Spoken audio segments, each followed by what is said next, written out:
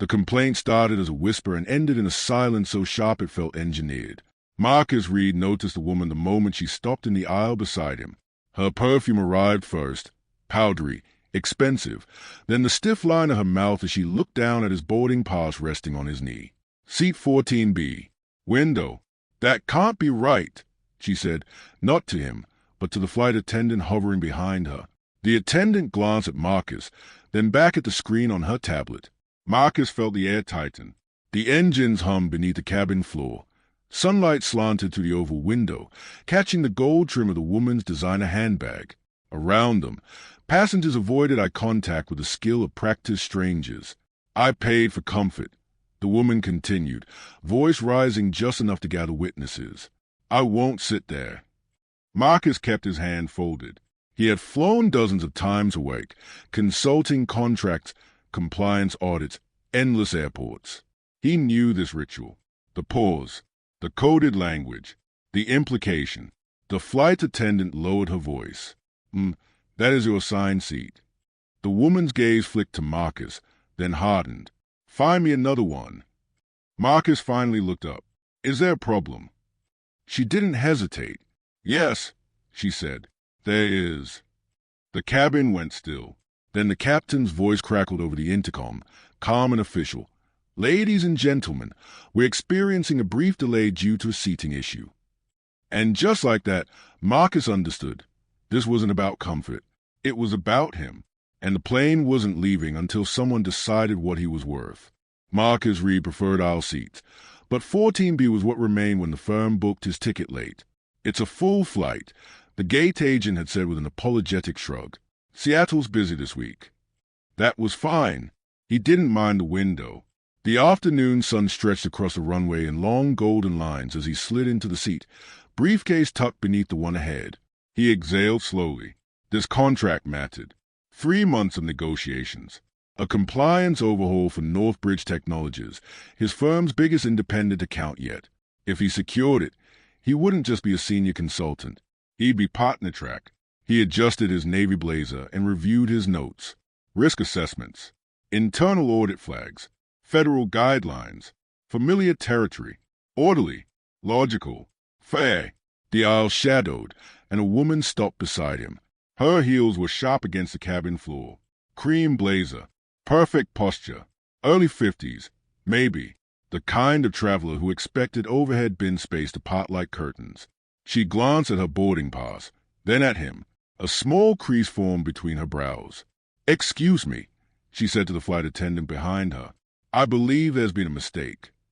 The attendant, young, polite, checked her tablet. Seat 14A. That's right here. The woman didn't move.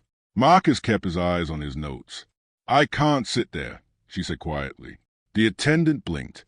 Is there an issue with the seat? A pause.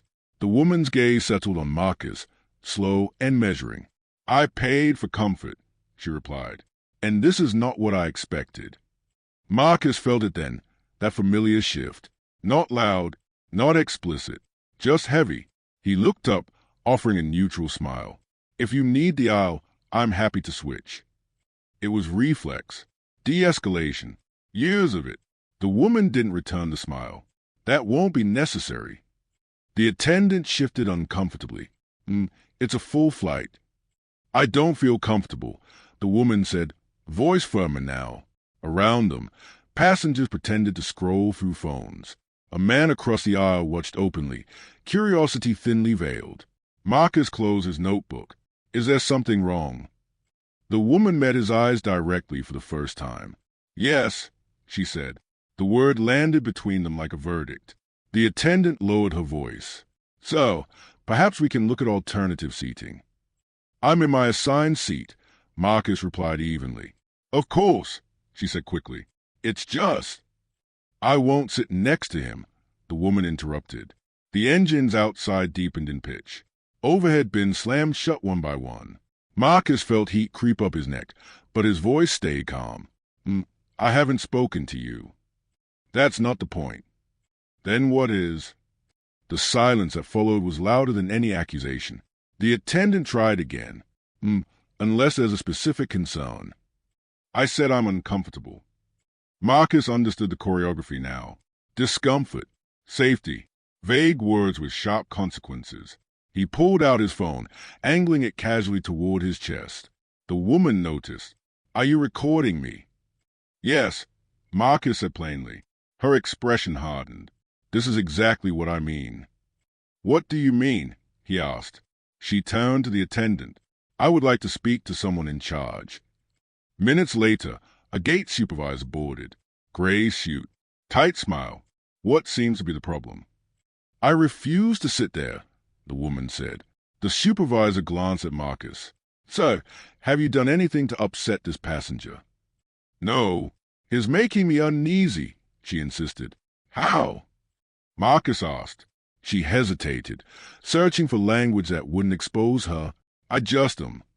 The supervisor inhaled slowly. "So, would you mind stepping off the aircraft briefly while we sort this out?" A ripple moved through the cabin. Heads tilted. Eyes sharpened. Marcus stayed seated. "Am I being accused of something?" "No, sir," the supervisor replied. "We just want everyone comfortable." "So her comfort requires my removal." "That's not what I'm saying." "It sounds like it." The woman folded her arms. "Why is this difficult? Just move him." Move him. Marcus felt a word in his chest. He thought of the contract, the meeting waiting in Seattle, the years he'd spent building credibility twice as carefully as anyone else. He stood slowly. "I'll step off," he said, voice steady. "But I'd like this documented." The supervisor nodded stiffly. "Of course." As Marcus retrieved his briefcase, the captain's voice came over the intercom. "Ladies and gentlemen, we apologize for the delay. We're resolving a seating issue and will depart shortly." A seating issue. Marcus walked down the aisle under the weight of 100 quiet stays. Just before he reached the door, he heard the woman speak again, softer now. "Thank you." He didn't look back, but he knew one thing with chilling clarity. The plane would take off, and he wouldn't be on it.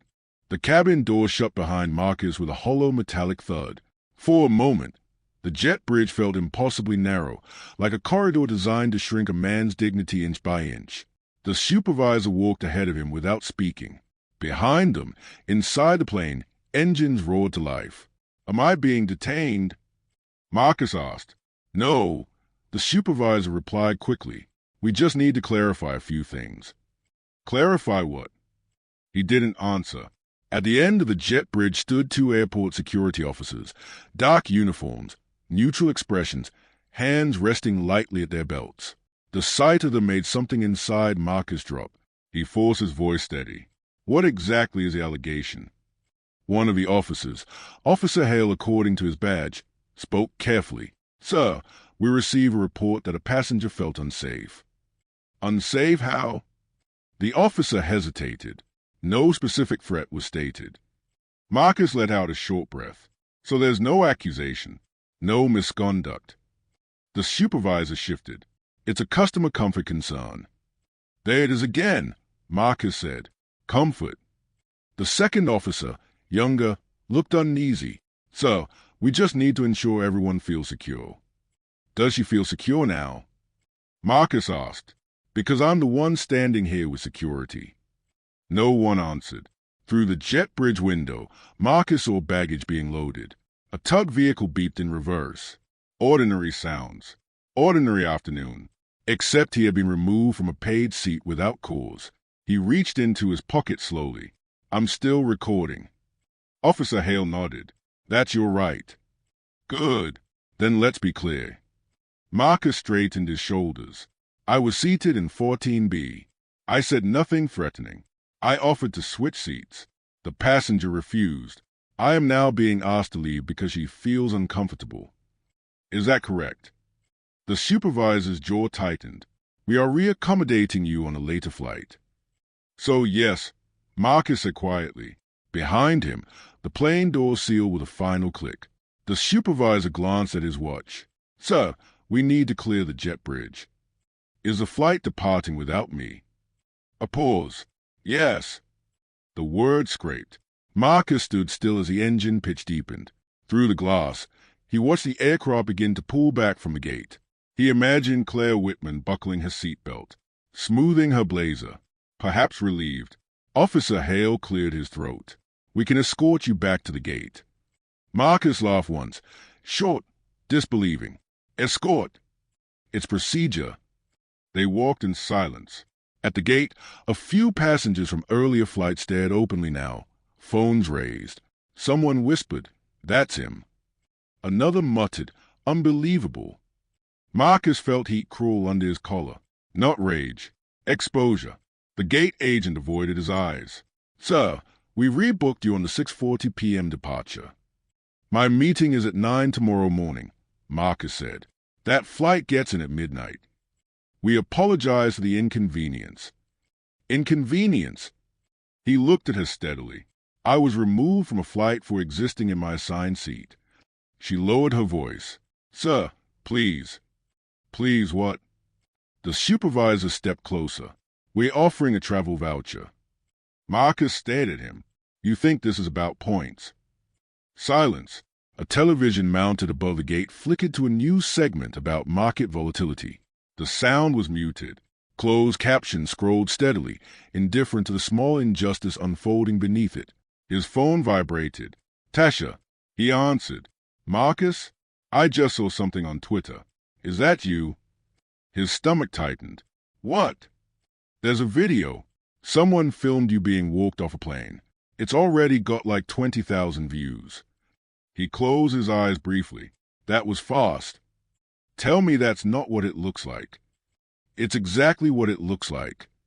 On the other end, Tasha exhaled sharply. "What happened?" "A passenger didn't want to sit next to me." "Why?" "You know why." A pause heavy with shared history. "Are you okay?" she asked quietly. Marcus looked around the gate. The supervisor was speaking in hushed tones to someone on a headset. One of the officers lingered nearby, unsure whether to leave. "I'm standing in an airport," he said, "and my plane just left without me." "That's not what I meant." He swallowed. "I'm fine." But the word tasted false. Across the terminal, another passenger approached hesitantly, a middle-aged man with glasses and a wrinkled polo. "Hey," the man said softly. "I was on that flight." Marcus met his eyes. "You didn't do anything," the man continued. "She just decided." Marcus nodded once. "Thank you." The man hesitated. "I posted the video. People should see it." A flicker of gratitude surfaced. "I appreciate that." As the man walked away, Marcus felt the ground shift beneath the situation. This wasn't contained to a cabin in the mall. His phone buzzed again. Notifications flooding in. Mentions. Messages. Unknown numbers. The supervisor approached once more. "Mr. Reed, would prefer you refrain from public commentary until we complete our internal review." Marcus almost smiled. "Internal review of what?" "Of the incident." "There was no incident," he said calmly. "There was a preference." The supervisor's expression hardened slightly. "Sir, please be mindful of how you characterize this." "How would you characterize it?" Marcus asked. "A beat. Operational discretion." Marcus let the phrase settle. Operational discretion. He imagined it printed neatly in a memo, filed away, sanitized. He picked up his briefcase. "I'd like a written statement confirming that I was removed without misconduct." "That's not standard procedure." "Then make it standard." The supervisor hesitated, calculating optics. "Fine," he said at last. "We'll document that you were reaccommodated." "For what reason?" Another pause. "Customer concern." Marcus nodded slowly. "Put that in writing." Behind them, another boarding call echoed through the terminal. Life moving forward. Flights leaving. Passengers boarding. He stood there, professionally dressed, ticket paid, rights intact, and still somehow displaced. His phone buzzed again. 50,000 views now. He looked down at the screen, at his own image walking down that aisle under silent scrutiny. The humiliation wasn't loud. It was procedural, and that, he realized, was the most dangerous part. By the time the rebooked flight touched down in Seattle just after midnight, Marcus's name was trending. He kept his phone on airplane mode the entire flight. He didn't want to watch it grow. Didn't want to see himself reduced to a clip. 15 seconds of quiet compliance framed as controversy. But the moment the wheels hit the runway and the cabin lights brightened, notifications exploded across his screen. #seat 14B. #flyfare. #customer comfort. He exhaled slowly. A direct message from the man in the wrinkled polo sat at the top. I hope you don't mind. People needed to see it. Marcus clicked the video. There he was, standing calmly in the aisle, voice steady. The woman's words were faint but audible. I won't sit next to him. The camera had captured the supervisor asking Marcus to step off. It captured him asking, am I being accused of something? And it captured the silence that followed. The comments scrolled fast. He didn't do anything. Airline should be ashamed. Maybe she had a reason. We don't know the full story. He looks intimidating. Marcus stopped reading. His phone rang. Unknown number. He hesitated, then answered. Marcus Reed. Mr. Reed, this is Olivia Park with Northwest Daily News. We're covering the incident on Flight 472. Would you be willing to comment? He closed his eyes briefly. It had taken less than 12 hours. I just landed, he said carefully. We understand. The airline issued a statement an hour ago. His chest tightened. What statement? They said, quote, we regret any inconvenience caused by seating reassignment made in the interest of customer comfort and safety. Safety. Marcus felt the word like a bruise pressed too hard. I was not reassigned, he said evenly. I was removed. There was a pause on the other end. Typing. Probably.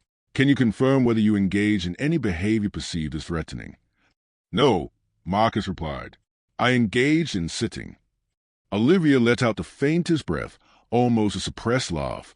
Would you be willing to say that on record? He thought about his firm. Northbridge. The contract meeting in less than 8 hours. The careful neutrality corporate client preferred. Email me your questions, he said. I'll respond in writing. Of course. He ended the call and stepped into the terminal. The airport was nearly empty, polished floors reflecting fluorescent light. Cleaning crews moved methodically, unnoticed. His phone rang again. This time, it was Daniel Harper, senior partner at Reed and Harper Compliance. Marcus, Daniel said without greeting. I assume you're aware the situation has gained attention. I am. A measured pause. Northbridge legal team reached out. Marcus stopped walking. And they're concerned about optics. Optics, Marcus repeated softly. They don't want distractions during compliance overhaul. Marcus felt something inside him tilt. Not anger. Not yet. Just recognition. I was removed from a flight for no cause, he said. That's a distraction. Daniel cleared his throat. We support you, of course, but this is delicate.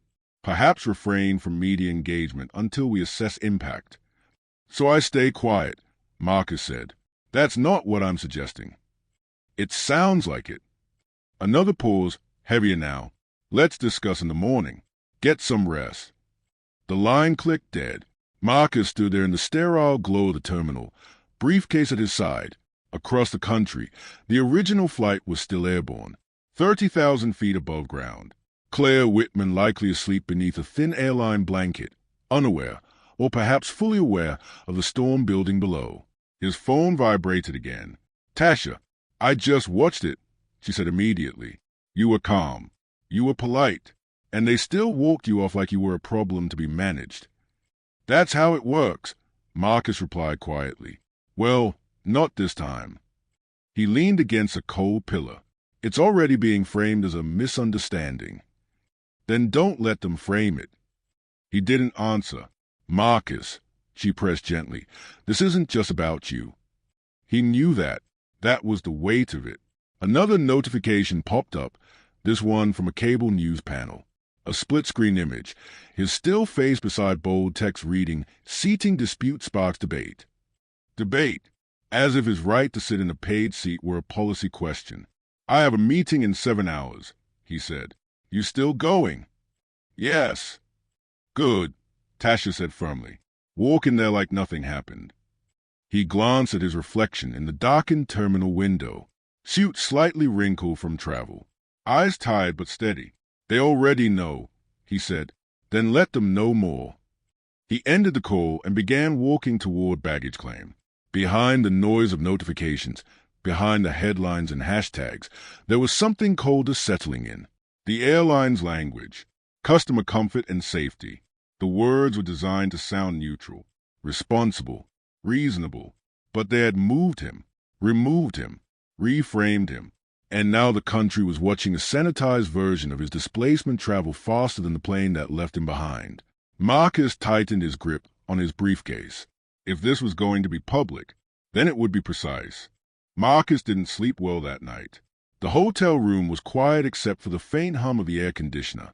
His laptop glowed on the desk, half-open emails waiting, and a Twitter feed that refused to stop scrolling. Notifications pinged relentlessly, articles, reposts, comments, some supportive, some subtly damning. By 8 a.m., he was in the firm's Seattle office conference room, a neutral gray space with large windows overlooking the city skyline. Daniel Harper and two senior partners sat across from him. Their expressions were polite but carefully measured, the kind of faces practiced in containing worry without admitting it. Marcus, Daniel began, voice steady. We've reviewed the coverage. Some of it is complicated. I imagine so, Marcus replied. He pulled out his notes from the flight. The time, the statements, the flight attendant's responses. Every detail meticulously logged. One partner cleared his throat. The client, Northbridge, has expressed concerns about public perception. Marcus blinked. Concerns about what? I was removed from a paid seat, unfairly, in front of multiple witnesses, including other passengers. That is a perception. The other partner shook her head slightly. Marcus, we understand that. But Northbridge worries about the optics. They are sensitive to any controversy around leadership. He exhaled slowly. You mean the optics of a black consultant being removed from a plane while polite and professional? His voice was quiet but sharp. That's the issue. Daniel's jaw tightened. Let's stay constructive. We want to ensure you remain assigned to this account, but Northbridge requested that we clarify all external communications before engaging with the media. Marcus leaned back. The word clarify felt like a euphemism for erasing his experience. So, I am to be silent while the narrative is being rewritten. That's one way to put it, the partner replied carefully. But consider, our goal is to protect the firm's interests, not your reputation personally. A chill ran through him. His reputation, personal dignity, being weighed against corporate risk management. Before he could respond, his phone vibrated. He glanced at it, another news alert. Claire Whitman had given an interview to a local station. Her words were calculated, precise. I didn't feel safe sitting next to him. I have every right to choose my comfort on a flight. Marcus read it twice. Every right. Not I felt unsafe, but I have every right. A subtle weapon in plain language. Daniel noticed his reaction. Marcus, take a moment. We need you to present a composed image tomorrow. The client will be reassured if you are professional and unaffected. Professional, Marcus repeated under his breath. At the cost of honesty. Yes, Daniel said softly. It's complicated. We all have to navigate optics. Marcus's chest tightened. He felt the familiar burn of injustice, the quiet, systemic kind that slips between headlines, tucked under corporate memos and procedural language. Later that morning, he walked to the client's offices. A receptionist greeted him politely, unaware of the viral storm surrounding their visitor. He entered the boardroom and saw Northbridge executives seated, coffee cups and legal pads arrayed in front of them. They smiled, courteous but distant. Mr. Reed, one said, we saw the media coverage. Are you, prepared to discuss the project? Marcus set his briefcase down. Yes, let's begin. Throughout the presentation, he noticed glances at his phone as it vibrated in his pocket. Alerts from reporters, tweets, reposts, hashtags. The executives listened politely, but the room carried an unspoken tension. Afterward, one senior director leaned closer. Marcus, we support your expertise, of course. But public attention, it complicates things. We need to ensure the team's image aligns with the firm's. Marcus forced a calm nod. Understood. But this is about delivering accurate compliance analysis, not optics. And yet, the director replied quietly, optics influence decisions. He left the building with a hollow sense of victory. The work had been solid, the presentation flawless, and yet, the shadow of a flight, 15 seconds of seated calm turned viral humiliation, loomed large. Back at the hotel, Tasha called again. Marcus, I've been following the story. People are outraged, but there's a divide. Some say you provoked her. Some defend you. I provoked nothing, Marcus said. I sat in a seat I paid for. That's provocation in their eyes. It's systemic, she said. It's not just one passenger. It's policy, practice, perception. Yes, he whispered, and I'm living proof. He stared out the window at the Seattle skyline. The city lights mirrored the glow of notifications, relentless, unforgiving. A part of him felt weary, but a spark burned brighter. He would not let this end as a sanitized story of discomfort. Somewhere, across the country, Claire Whitman smiled for a camera, confident she had asserted control. But Marcus now understood something critical. The real battle wasn't improving politeness or restraint. It was in exposing the patterns, the policies, the silent permissions that allowed her complaint to remove him. And he was ready to fight that, one careful, deliberate step at a time. The story wasn't over. Not by a long shot. By mid-morning, Marcus had arranged a call with Daniel Brooks, a civil rights attorney specializing in transportation and discrimination cases. Marcus, Daniel said after a brief introduction, what happened to you isn't an isolated incident. Airlines across the country have policies that disproportionately affect black passengers under the guise of customer comfort. Marcus listened, gripping his coffee cup tightly. I knew it felt systemic, he admitted. But seeing it as numbers, data, it's worse than I imagined. Daniel's tone was calm but firm. We've documented dozens of similar removals in the last 2 years. Mostly vague complaints. Mostly passengers of color. And in almost every case, the airline frames it as safety or operational discretion. Marcus ran his hand through his hair. Operational discretion. The word still stung like a mantra he couldn't erase. Daniel continued, this is about power and perception. Airlines claim neutrality, but the outcomes are predictably biased. In your case, the video makes it clear you did nothing threatening. He felt a flicker of relief. Evidence, not just perception. Proof. Daniel outlined the next steps. First, we document everything. Your notes, the recordings, witnesses. Second, we attempt internal remediation. Third, if necessary, litigation. This is about accountability, not revenge. The goal is to change the system so this doesn't happen again. Marcus nodded. His mind raced. He could see headlines. Black consultant removed from flight. Airline investigates.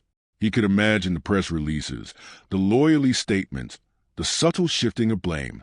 But the goal wasn't optics this time. It was justice. Over the next few days, Marcus gathered every piece of evidence, the flight attendant responses, supervisor statements, timestamps, boarding passes. He called passengers who had filmed the incident. Some were hesitant, worried about backlash. Others were eager to contribute. One even sent him a high-quality copy of the viral video, unedited. Meanwhile, Daniel began his own investigation.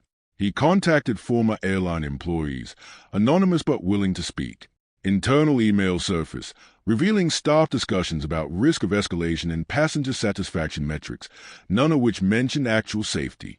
The emails framed Marcus as a potential problem before he even spoke, a preemptive bias baked into policy.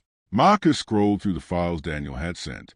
Patterns leapt off the page, the same language repeated, the same justifications given, the same demographic patterns evident.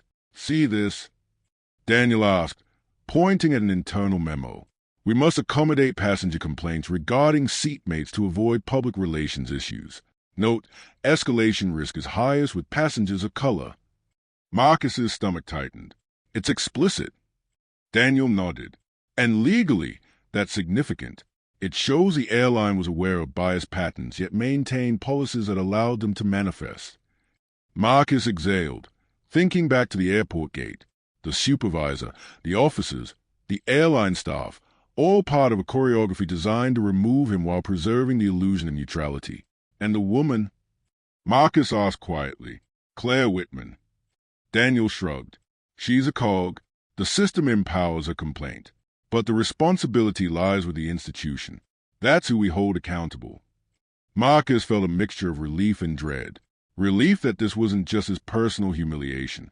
Dread at the long battle ahead, against layers of bureaucracy, subtle prejudice, and legal maneuvering. Over the next week, he continued his daily work while the legal groundwork formed. He kept detailed notes, stayed on top of social media trends, and prepared for possible interviews. Airlines monitored him. Media outlets had begun reaching out for statements. He declined most requests, instead coordinating with Daniel to ensure every response was precise. One evening, Marcus reviewed the viral video frame by frame. He paused on the moment the woman's words sliced through the aisle. I won't sit next to him. The calm clarity of his own posture was in stark contrast. Hands folded, face neutral, voice polite. The contrast struck him hard. Power wasn't about truth. It was about perception. And perception had almost cost him his career. Daniel called later that night. Marcus, we've lined up potential witnesses. Former staff willing to testify on policy inconsistencies. We've also located internal bias training documents that were incomplete or ignored. This case is stronger than I expected. Marcus nodded, despite the phone line's distance. Good, but it's not over.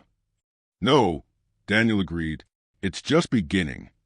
Marcus leaned back in his chair, staring at the ceiling. For the first time since the incident, he felt a small measure of control returning. He wasn't just reacting. He was preparing to confront the system, its silent biases, its codified discrimination, and its procedural cruelty. And this time, he wouldn't be invisible. The sky outside his hotel window was dark, but the city lights glimmered below, an ironic mirror to the tension above. Flights continued. Passengers boarded, incidents likely repeated unnoticed.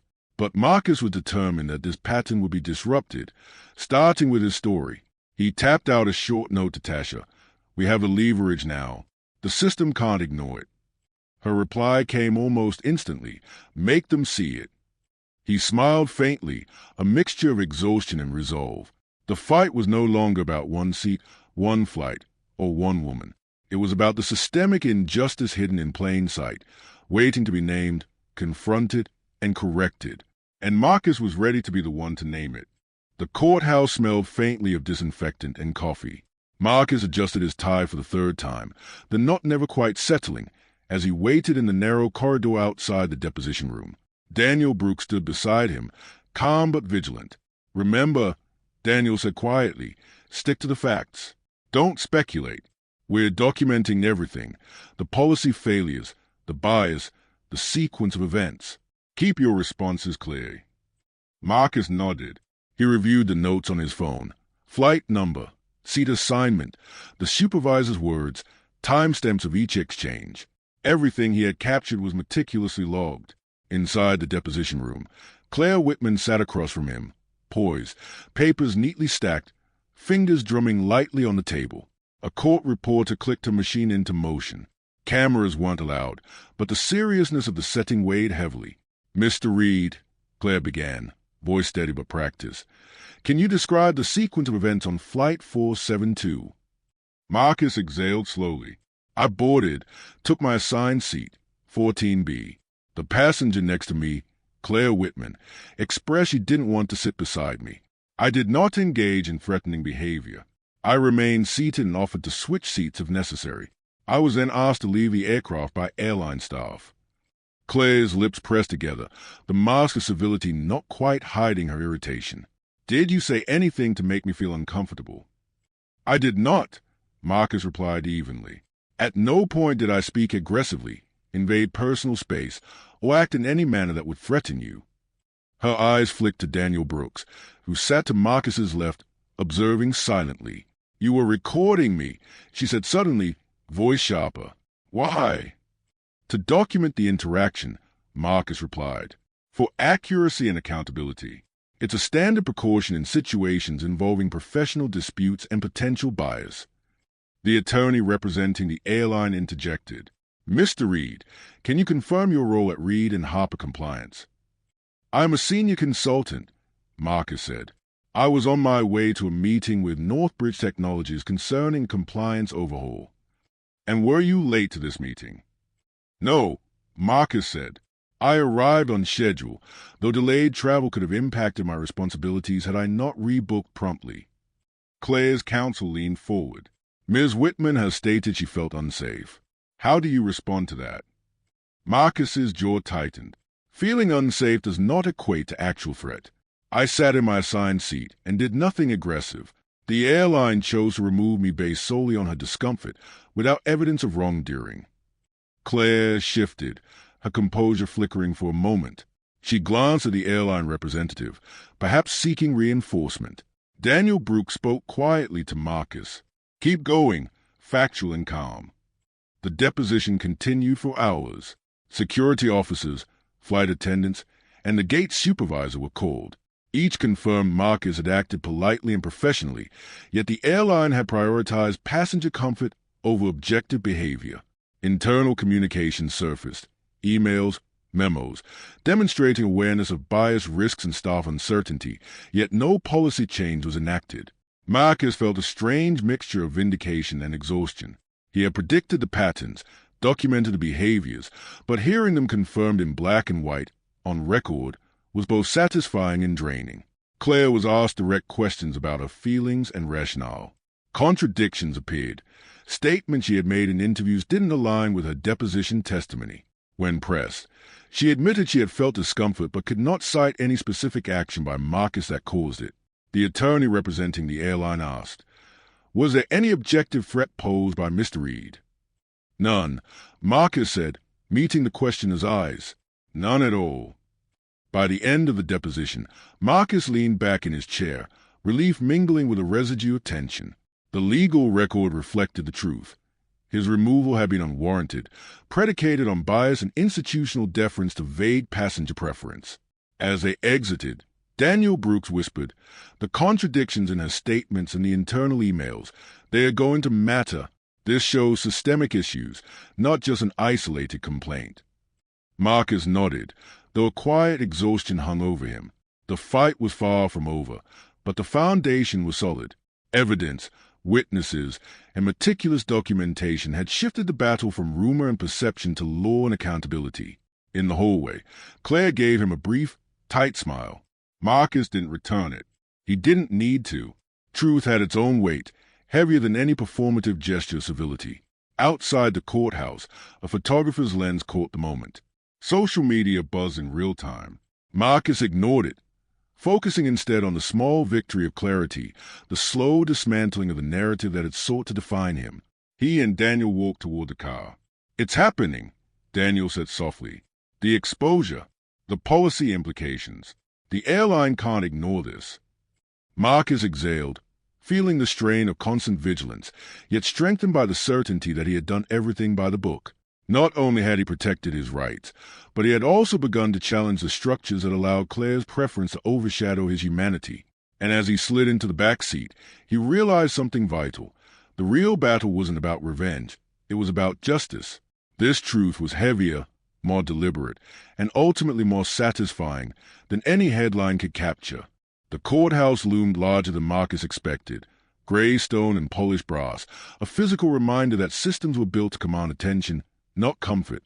He adjusted his tie again, the silk knot pulling slightly at the collar, and took a deep breath before entering the courtroom. Daniel Brooks was already at his side, calm and precise. "Remember," Daniel said, "we present the facts. Let the evidence do the work." Marcus nodded. This wasn't about anger. It was about dismantling the narrative, exposing the policies that allowed Claire Whitman's complaint to override his right to exist in a paid seat. The courtroom filled slowly. Reporters scribbled notes. Cameras quietly focused on the proceedings. The airline's legal team had a row of stern-looking representatives, their expressions carefully neutral, eyes scanning Marcus for any slip. The judge entered, and the room fell silent. Marcus felt the weight of attention pressing in, but he forced his shoulders back, chin level. The airline's opening statement framed the situation as a necessary action for passenger comfort and safety, careful language that sounded neutral but carried implicit bias. Marcus's pulse remained steady. He had anticipated this. When it was his turn to testify, he spoke slowly, clearly. "I boarded Flight 472 and took my assigned seat, 14B, he began. "I did not threaten anyone. I offered to change seats to resolve the complaint. Despite this, I was asked to step off the plane by airline staff. This removal was based solely on a vague expression of discomfort, not on any behavior I exhibited." The courtroom was quiet. Claire Whitman sat across from him, eyes trained forward, posture perfect. The tension was almost tangible. Daniel Brooks presented the internal emails, the memos, the staff communications. Marcus watched as the jury read phrases like, "Escalation risk highest with passengers of color, and passenger removed for customer comfort despite no evidence of threat." The jurors shifted uncomfortably. The evidence spoke louder than any argument could. Claire's attorney attempted to frame her actions as reasonable precaution, emphasizing her perceived risk. Marcus met her gaze and replied firmly, "Perception alone cannot justify the removal of a paying customer who has committed no infraction. Policy must be applied consistently, without bias." The airline's representatives grew tense as former employees testified on systemic patterns. Training programs were incomplete, enforcement inconsistent, and supervisors routinely prioritized passenger preference over objective behavior. One former flight attendant spoke clearly. "We were trained to de-escalate, but discretion often meant removing black passengers when a complaint arose. It wasn't written policy, but it was understood." Marcus felt a chill run through him. The words echoed the experience he had lived, sanitized by euphemisms like operational discretion, yet brutal in effect. Cross-examination highlighted contradictions in Claire Whitman's statements. Under scrutiny, she admitted she had felt discomfort, but could cite no specific action by Marcus. "Was there any physical threat posed by Mr. Reed?" the airline attorney asked. "No," Claire said reluctantly, voice tight. The jury listened, rapt. Marcus realized that the weight of documentation, evidence, and witness testimony had shifted the courtroom energy. No longer was he a single man removed from a flight. He was the embodiment of a systemic failure, made tangible through clear, undeniable facts. Daniel Brooks guided him through the closing, summarizing the pattern: systemic bias, inadequate training, the airline's prioritization of vague comfort complaints over truth, fairness, and legal responsibility. Marcus's role was simple: sit and remain calm, speak only truth. And he did. Outside the courtroom, the press buzzed. Reporters asked questions, but Marcus declined to comment beyond affirming he had acted professionally and within his rights. The narrative had shifted. He was no longer just a passenger removed, but a catalyst revealing broader issues. Back in the car, Daniel said quietly, "You did well today. Every fact was presented. Every witness corroborated your experience. The jury now sees this as a systemic problem, not a single incident." Marcus exhaled. Relief mingled with exhaustion. This trial was more than vindication. It was about holding institutions accountable, about proving that polite, professional black citizens are not inherently threats to comfort. He looked out the window at the city passing by. Flights still took off, passengers still boarded. But for once, his experience was documented, validated, undeniable. And in that, there was power, not revenge, not optics, but truth. The courtroom was thick with anticipation. Marcus sat upright, hands folded on the table, phone off, notes neatly stacked. The jury filed back in, solemn expressions giving nothing away. Claire Whitman's face was tense. The airline's legal team exchanged quiet murmurs. The judge cleared his throat. "Members of the jury, have you reached a verdict?" The foreperson stood, voice steady. "We have, Your Honor.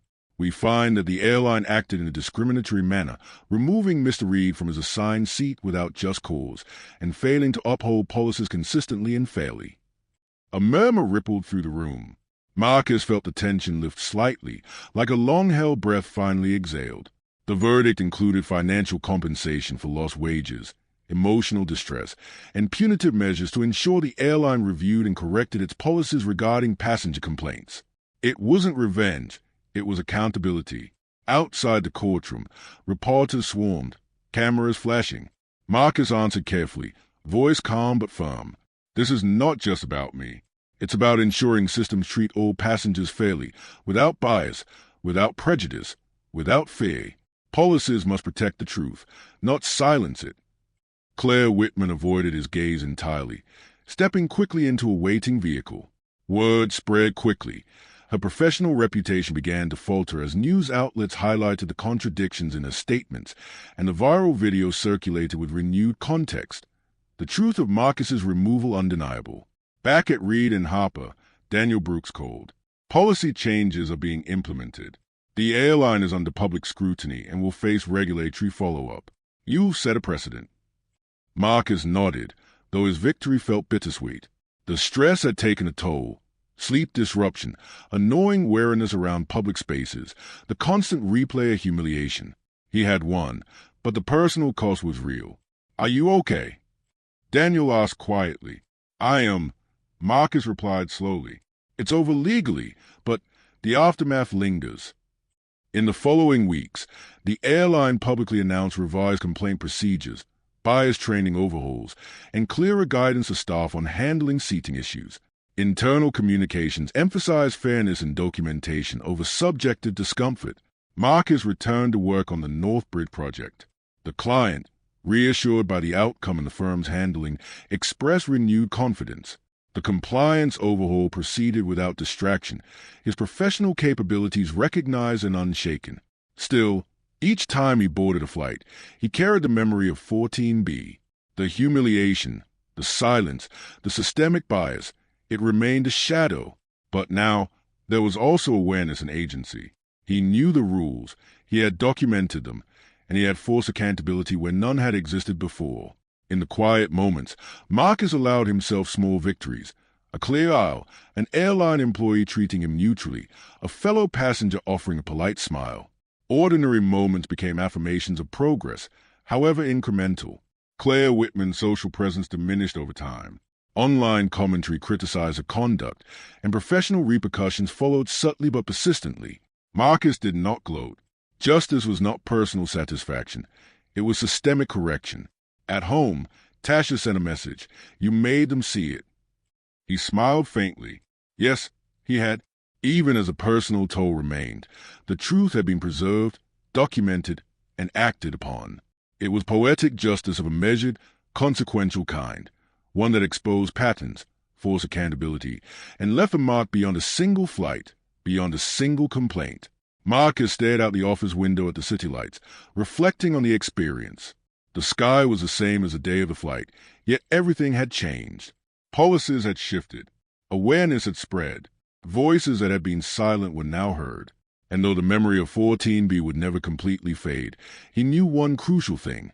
He had reclaimed control, not through anger, but through persistence, evidence, and principled action.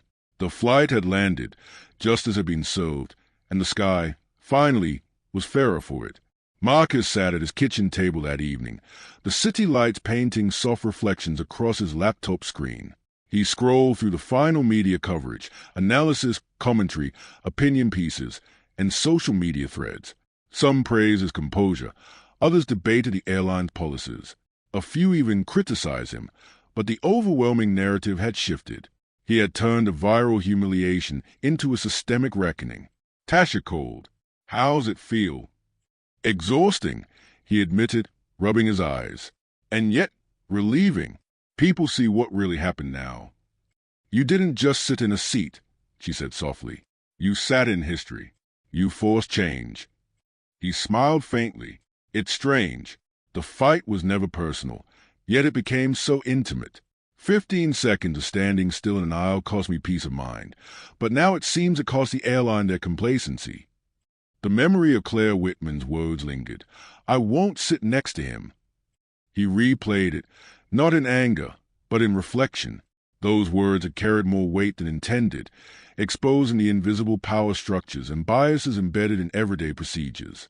Marcus thought about systemic patterns, operational discretion, vague policies, euphemistic language, how easily they could be wielded to silence, displace, or erase someone's dignity.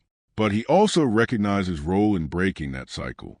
Documentation, witnesses, patience, persistence, these were tools of justice, not confrontation. He opened a folder Daniel Brooks had sent, a collection of statements, testimonies, and internal memos. Every line reinforced the truth. His experience was not an anomaly. Patterns existed, policies were flawed, and real people suffered quietly every day. Marcus exhaled, setting the laptop aside. The emotional toll had been heavy. Sleep had been fractured for days. Focus had been tested. Self-doubt had crept in at moments. Yet through all of it, clarity remained. He had acted with integrity, even when the system acted against him. Tasha's voice echoed in his mind. You made them see it. He reflected on what that meant. Change rarely arrived through spectacle alone. It came through courage, evidence, and accountability. He hadn't yelled. He hadn't demanded revenge. He had documented, spoken truth, and let the systems he challenged reflect their own failings. Marcus poured himself a glass of water and sat by the window. Outside, planes streaked across the night sky. Thousands of passengers flew above, oblivious to the details of a small courtroom and a viral video. Yet some small part of the world was different now. Airline policies had shifted, conversations had begun, awareness had spread. He picked up his phone and texted a few of the passengers who had filmed the incident. Simple messages. Thank you. Their willingness to witness, to preserve truth, had been essential. A notification popped up, a journalist seeking a reflective piece on systemic bias in air travel. Marcus hesitated. Then he typed carefully, Yes, I'm willing to share my experience, provided the focus is on policy and accountability, not spectacle. He looked at his reflection in the glass. The face staring back was calm, measured, resilient. Scarred, yes, but intact. He had survived public humiliation, systemic bias, and the scrutiny of millions. More importantly, he had reclaimed his narrative. Tasha's last message chimed. Rest. You've earned it. Then continue. Marcus set the phone aside and closed his eyes. The fight was far from over. He knew other passengers would face similar challenges. Other systems would fail in subtler ways, but the blueprint now existed. He could show how to document, how to confront, how to insist on accountability. Tomorrow would bring new challenges. Meetings, interviews, continuing advocacy. But tonight, he allowed himself the smallest relief, that the story of 14B had shifted from silenced injustice to documented truth. He imagined Claire Whitman's trajectory too, career slightly tarnished, credibility questioned. Not vengeance, not personal satisfaction. Justice, measured and meaningful. Marcus inhaled slowly, the city lights winking back at him. The sky stretched wide and indifferent, but he knew now, even within that vast expanse, one person could alter perception, illuminate systemic failure, and insist on accountability. The memory of that day, the hum of the jet, the silence of the aisle, the glances of other passengers, would remain. But it no longer felt like a burden. It was a reminder the world could be challenged one small act of courage at a time. And Marcus Reed was ready for the next fight. The airline's corporate headquarters was quieter than usual, corridors polished and antiseptic. Marcus walked through, escorted by a liaison who had been assigned after the verdict. The company was taking public accountability seriously. Policy revisions, mandatory bias training, and documentation protocols were now mandatory for all staff. He paused outside the office of the supervisor who had orchestrated his removal. Marcus's name still floated in internal communications, reference in memos detailing the incident and the changes it had inspired. He realized how much power lay in accountability, how quietly, but firmly, the system could be corrected when evidence and persistence were applied. Inside, a meeting with airline executives was underway. They outlined new protocols. Complaints would now require documented justification. Staff would undergo bias recognition training, and operational discretion could no longer be exercised without oversight. Marcus listened carefully, noting the language, precise, enforceable, and transparent. No euphemisms. No silent preferences. One executive, mid-40s, finally met his eyes. Mr. Reed, she said, voice measured, your case has been pivotal. Policies are changing because of your experience. We want to prevent this from happening again. Marcus nodded. He didn't speak immediately, letting the weight of the moment settle. Not triumph, not vindication, but responsibility. He could see now that justice wasn't about punishment. It was about creating a system where fairness and accountability were enforceable, not optional. Outside the building, Tasha greeted him. "How's it feel?" "Strange," he admitted. "Not satisfaction exactly, but closure." "Closure," she repeated, smiling softly. "You changed something. That's rare." He glanced at the horizon. Planes glided into the distance. Ordinary, yet charged with new meaning. He imagined passengers of color-boarding flights, now protected by policies he had helped expose and correct. The thought brought a quiet sense of purpose. The media coverage had shifted too. Articles now highlighted systemic bias, accountability, and policy reform. Claire Whitman's name appeared occasionally, framed within the context of a procedural failure rather than a personal attack. Social media commentary praised Marcus's composure and advocacy, not revenge. Recognition of injustice corrected, truth restored. Marcus returned to his work at Reed and Harper. The North Bridge project proceeded seamlessly, clients impressed with his expertise and professionalism. Yet he remained aware of the broader impact. This was bigger than one contract, one flight, one viral moment. It was a blueprint for confronting systemic bias wherever it persisted. One evening, back at home, Marcus reviewed the airline's finalized training program. The language was clear, the procedures enforceable, and the accountability measures precise. Every line reflected lessons learned from 14B. Every new guideline reduced the likelihood that another passenger would face what he had endured. Tasha sent a simple message: "You turn a nightmare into change." He smiled, feeling the quiet warmth of resolve. The personal toll, the stress, humiliation, public scrutiny, was still there, faint but real. Yet now it was transformed, channeled into constructive action. Marcus opened his window. The night sky stretched endlessly, calm. The memory of Flight 472 lingered. The tense aisle, the silent officers, the dismissive supervisor, the viral video. But it no longer felt like a shadow. It was a marker, a turning point. He thought of Claire Whitman once more, not in anger, not in satisfaction, but as a reminder that systems empower individuals to act unjustly and that exposing those systems is a path to accountability. The next morning, Marcus boarded a flight. No fear, no tension, just a quiet awareness of rights exercised and injustice confronted. When he reached his assigned seat, 14B, he settled in with ease. The airline staff greeted him neutrally, professionally. The aisle was calm. He leaned back, breathing steadily. The hum of the engines, once a symbol of displacement and bias, now felt ordinary, neutral, even reassuring. The sky above stretched infinitely, vast and impartial. In that moment, Marcus realized a full measure of what had been accomplished. One man, one act of courage, and the relentless pursuit of truth had reshaped policy, protected others, and exposed systemic bias for what it truly was. No spectacle, no revenge, just fairness restored, dignity reclaimed, and accountability enforced. And in that quiet, powerful victory, Marcus Reed felt a deep sense of resolution. The flight had landed, not just for him, but for anyone who might one day sit in 14B and demand their rightful place. The journey was complete, but the lessons endured. Truth matters, accountability matters, and courage, measured, persistent, and principled, can change systems.